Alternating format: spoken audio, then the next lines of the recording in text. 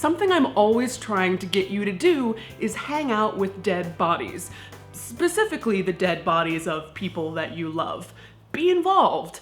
But you might say to me, Caitlin, my parents are perfectly healthy. My partner is perfectly healthy. I don't really have a dead body to hang out with right now. Sorry. How else can I confront my own death? Cemeteries are actually an excellent tool for this. Every city that I visit in the world, I eat a bunch of food and I visit the cemetery. Why else would you travel? If you get freaked out at all by being in a cemetery, get in there. They are quiet, they are beautiful, and they do an excellent job of revealing the history and customs of a particular place. To inspire you, I want to show you my 8 favorite graves from places I've been around the world. Ask a Mortician presents the 8 most shocking graves from around the world. Number 5 will have you going, oh. Yeah, I guess that's mildly interesting to me. Number 8, London, England. Highgate Cemetery really is one of the most famous cemeteries in the world. Its grand heyday was in the 19th century, so you get a lot of angel statues covered in moss. But then, bam, out of nowhere, Patrick Caufield's grave. He died in 2005 and designed his own memorial. And he's really calling it like it is. He's not sleeping with the angels. He is D-E-A-D dead. Number 7, New Orleans, Louisiana. Charles Trudeau himself is not super exciting. He was the mayor of New Orleans for 5 months in 1812, which is more than I've ever done, to be fair. But I like his grave in St. Louis Cemetery number 1 so much because it looks like a superhero just like punched their way through it. Sing! Pow! Etc. All the graves here are above ground, not only because of French and Spanish tradition, but because New Orleans is surrounded by water. If you dig down just a few feet, the coffin may already be floating.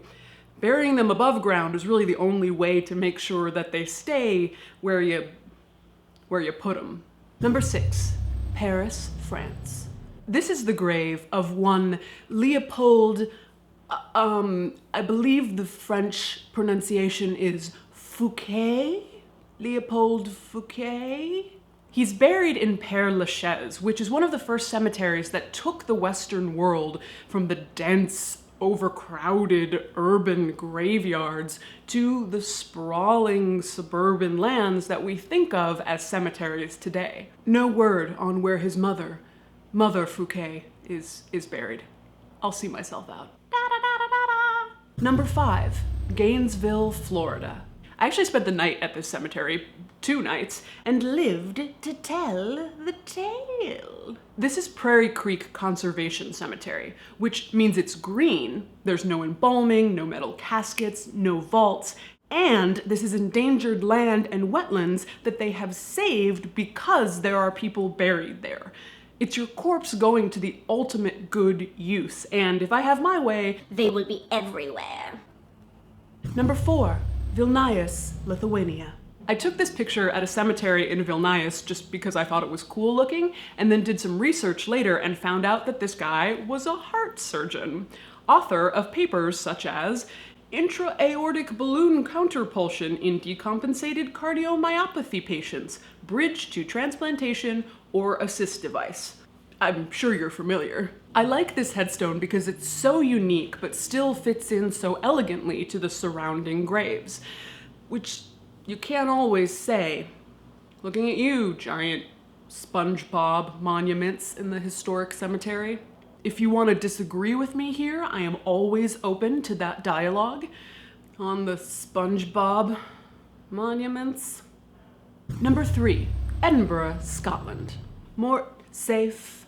Woo-hoo! You might be familiar with the history of body snatchers. Schools of anatomy in Scotland needed bodies to dissect, so they would hire men to steal them from fresh graves.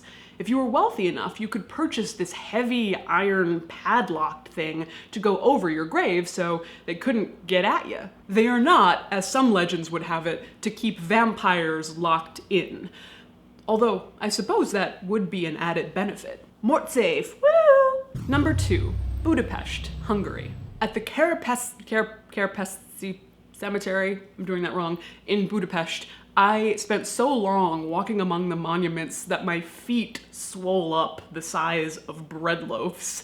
And in among the war revolutionary heroes, there is an actress named Luja Blaha, and her tomb is her lying as a massive woman in a 4-poster bed as a mournful balladeer plucks a song attended by 5 distraught cherubs. Just living her best life, basically. And last, but most certainly not least, number 1, Tokyo, Japan. My last grave isn't a single grave, to be fair. It is a group of graves in the center of Yanaka Cemetery. They are made special because, 1, smack in the middle, there is a children's playground.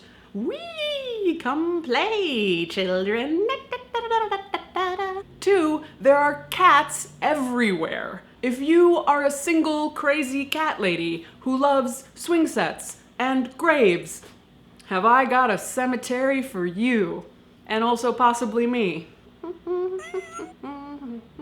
Thank you for joining me. Tell me your absolute favorite grave below, and I will be posting the best ones on Twitter and Facebook, so put your name as well if you would like credit for your discovery. Also, subscribe. I put out incredibly vital content, like my favorite graves, so that really speaks for itself. Okay, see ya! Brought to you with support from People's Memorial Association and the Co-op Funeral Home, and donations from viewers like you. Dead.